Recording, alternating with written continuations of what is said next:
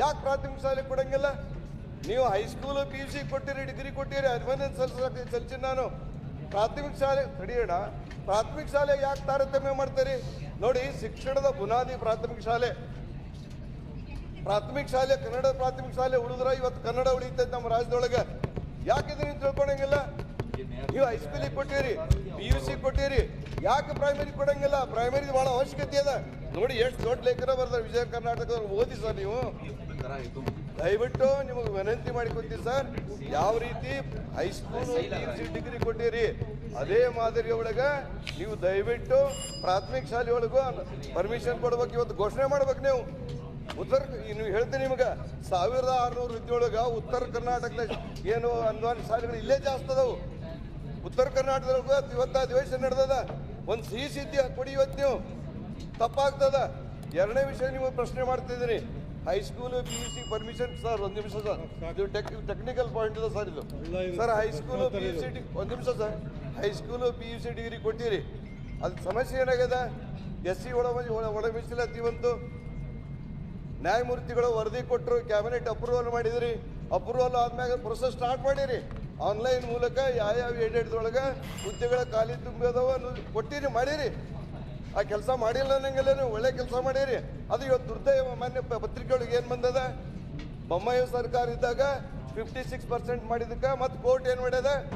ಯಾವ ನೇಮಕಾತಿಗಳನ್ನು ತುಂಬಾರ್ದು ಅಂತ ತಿಳ್ಕೊಂಡು ಮತ್ತೆ ಆದೇಶ ಮಾಡಿದ್ದು. ಟೆಕ್ನಿಕಲ್ ಏನ್ ಮಾಡ್ತೀರಿ ನೀವು? ಯಾಕಂದ್ರೆ ಬರೀ ನ್ಯಾಯಾಲಯ ಆಯ್ತು. ನ್ಯಾಯಾಲಯದ ಇತ್ಯರ್ಥ ಆಗ್ಬೇಕಲ್ಲ.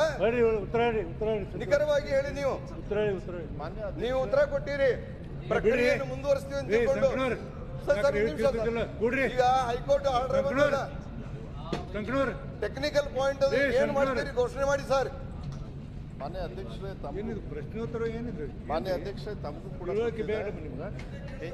ಕೇಳ್ಬೇಕಂದ್ರೆ PUCಯಲ್ಲೂ ಕೂಡ ಹೆಚ್ಚುವರಿ ಶಿಕ್ಷಕರಾದಾಗ ಅನುದಾನಿತ ಶಾಲೆಯಲ್ಲಿ ಕೊಡ್ತಕ್ಕಂಥ ಪ್ರಕ್ರಿಯೆ, ಪ್ರೈಮರಿ ಸ್ಕೂಲಲ್ಲೂ ಕೂಡ ನೀವು ಹೇಳ್ದಂಗೆ 2007ರಿಂದ ಅದು ಮಾಡ್ಕೊಂಡು ಬರ್ತಿರ್ತಕ್ಕಂಥ ಪ್ರಕ್ರಿಯೆ ಅದು ಮುಂಚೆಯಿಂದಲೂ ಕೂಡ ನಡೀತಾ ಇದೆ. ಅದಾದಮೇಲೆ ಹೆಚ್ಚುವರಿ ಇದ್ದು ಆಮೇಲೆ ಅವಶ್ಯಕತೆ ಇದ್ದರೆ ತಗೊಳ್ತಕ್ಕಂಥ, ಈ ಹೆಚ್ಚುವರಿ ಇರೋದ್ರಿಂದ ಅದನ್ನು ಸಾರ್ಟ್ ಔಟ್ ಮಾಡಿ ಅವಶ್ಯಕತೆ ಇದ್ದರೆ ಅದನ್ನು ತಗೊಳ್ತಕ್ಕಂಥ ವ್ಯವಸ್ಥೆನ ಅದು ಮಾಡ್ಬೋದು. ಆದರೆ ಎಷ್ಟು ಹೆಚ್ಚುವರಿಯಾಗಿದೆ, ಎಷ್ಟು ಕಲ್ ಕೊಟ್ಟಿದ್ದೀವಿ ಅಂತ ಹೇಳಿ ಅದನ್ನ ಲೆಕ್ಕ ತೊಗೊಳ್ಳೇಬೇಕು. ಅದು ತೊಗೊಳ್ಳದೆ ಮಾಡೋದು ಬರೋದಿಲ್ಲ ಅಂತ. ಅದಾದ ತಕ್ಷಣ ನಾವು ಮಾಡ್ತಕ್ಕಂಥದ್ದನ್ನು ಪ್ರಯತ್ನವನ್ನು ಬೇಕಾದ್ರೆ ಮಾಡ್ಬೋದು. ಆದರೆ ಒಂದು ನಿಮಿಷ, PUCಯಲ್ಲೂ ಕೂಡ ಅದೇ ಥರ ನಿಮ್ಮ ಸರ್ಕಾರ ಇದ್ದಾಗಲೂ ಅದೇ ಥರ ಹೇಳ್ತಾ ಇದ್ದೀನಿ. ಪ್ರೈಮರಿ ಸ್ಕೂಲ್ ಒಳಗೆ X teacher sir, X teacher ಹೊಂದಾಣಿಕೆ ಆಗಿ ಇಷ್ಟು ಹುದ್ದೆ ಖಾಲಿ ಅದಾವು. ನಿಮ್ಮನ್ನ ದಾಖಲೆ ಕೊಡ್ತೀನಿ ಸರ್. ನೀವು ಹೆಚ್ಚುವರಿ ಇನ್ನು ಯಾಕೆ ಅದೇ ಉತ್ತರ ಕೊಡ್ತೀರಿ? ಪ್ರೈಮರಿ ಸ್ಕೂಲ್ ಒಳಗೆ ಹೆಚ್ಚುವರಿ ಶಿಕ್ಷಕರಿಲ್ಲ, ಹೆಚ್ಚುವರಿ ಶಿಕ್ಷಕರಿಲ್ಲ, ದಾಖಲೆ ಕೊಡ್ತೀನಿ ನಾನು. ತಪ್ಪು ಹೇಳಿದ್ರೆ ನಾನು ರಾಜೀನಾಮೆ ಕೊಡ್ತೀನಿ ನಾನು.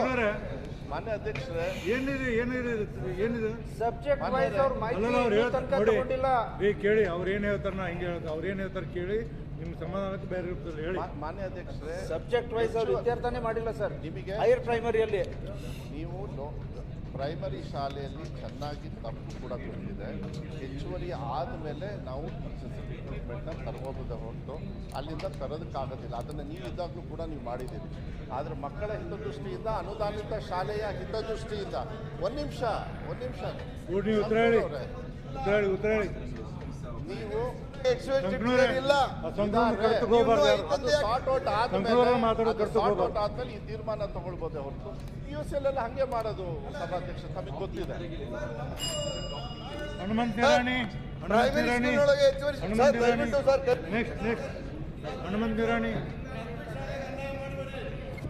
ನಿರಾಣಿ ಕ್ವಶನ್. ಸನ್ಮಾನ್ಯ ಸಭಾಪತಿಗಳೇ, ಕೊಡ್ರಿ. ಅವ್ರು ಯಾರು ಕಟ್ತಗೋಬಾರ್ದು, ಅವ್ರು ಮಾತಾಡೋದು. ಹನುಮಂತ ಸಂಕನೂರೇ ಕೂಡ್ತೀರಿ ನೀವು? ಏನ್ರಿ ಕ್ವಶನ್ ಆನ್ಸರ್ ಏನಿದೆ? 10 ನಿಮಿಷ ಮುಂದಿನವ್ರು ಏನ್ ಮಾಡ್ಬೇಕು? ಈ ರೀತಿ ಉತ್ತರ ಕರ್ನಾಟಕದ ಮುಸ್ತಾವ್ ಸರ್. ನಿಮಗೆ ಸಮಾಧಾನ ಇಲ್ಲ? ಕೇಳಿ. ಚುಕ್ಕೆ ಗುರುತಿನ ಪ್ರಶ್ನೆ ಸಂಖ್ಯೆ. ಒಂದು ನಿಮಿಷ ಮಾತಾಡ್ತೀನಿ. ಇಲ್ಲ, ಯಾರು ಕೊಡ್ತಾರೆ? ಬೇರೆ ಹೇಳ್ತೀನಿ. ಉತ್ತರ ಕರ್ನಾಟಕದ ಸಮಸ್ಯೆ ನೀವು ಕೇಳ್ಕೊಳ್ಳಿ. ನಾನು ಹಿಂಗೆ ನಿರಾಣಿ ಸಭಾಪತಿಗಳೇ, ಉನ್ನತ ಪ್ರಾಬ್ಲಮ್ ಆಗಿದೆ. ಈಗ ಇರೋದು ಎಲ್ಲಿ ವರ್ಕ್ ಮಾಡಿ ಅಲ್ಲೇ ತುಂಬಲಿ. ಅದಾದ್ಮೇಲೆ ತಗೊಳ್ಳೇಬೇಕು ಸರ್. ಸಚಿವರಿಗೆ ಹೇಳಿ ಸರ್. ದಾಖಲೆ ಕೊಡ್ತೀವಿ. ಪ್ರೈಮರಿ ಸ್ಕೂಲ್ ಒಳಗೆ ಹೆಚ್ಚುವರಿ ಶಿಕ್ಷಕರಿಲ್ಲ, ಸಭೆ ಮಾಡಿ ಸರ್, ಕೊಡಿ. ದಾಖಲೆ ಕೊಡ್ತೀವಿ. ಒಂದು ಸಭೆ ಮಾಡ್ರಿ, ಸಭೆ ಮಾಡಿ ನಾಡಿದ್ದು ಅವ್ರ ಮಧ್ಯಾಹ್ನ ಒಂದು ಸಭೆ ಮಾಡಿ ಬಂಗಾರಪ್ಪ. ಆಯ್ತು, ಉನ್ನತ ಶಿಕ್ಷಣ ಚುಕ್ಕೆ ಗುರುತಿನ ಪ್ರಶ್ನೆ ಸಂಖ್ಯೆ 105 ಉನ್ನತ ಶಿಕ್ಷಣ ಸಚಿವರು ಕೇಳಿಕೆ ಬಯಸ್ತಾ ಇದ್ದೇನೆ. ಹೇಳ್ರಿ ಕಡೆ ಸಭಾಪತಿಗಳೇ ಉತ್ತರವನ್ನು ಒದಗಿಸಲಾಗಿದೆ. ಸನ್ಮಾನ್ಯ ಸಭಾಪತಿಗಳೇ, ಕರ್ನಾಟಕ ರಾಜ್ಯದಲ್ಲಿ ಇಲ್ಲಿವರೆಗೆ ಎಷ್ಟು ಹುದ್ದೆಗಳನ್ನು ತುಂಬಲಿಕ್ಕೆ ಯಾವ ಯಾವ ಅಧಿಸೂಚನೆಗಳನ್ನು ಹೊರಡಿಸಿರಿ ಅಂತಕ್ಕಂಥ ಮಾಹಿತಿಯನ್ನು ಕೇಳಿದ್ದೇನೆ. ಜೊತೆಗೆ ಪ್ರಸ್ತುತವಾಗಿ ರಾಜ್ಯದಲ್ಲಿ ಯಾವ ಯಾವ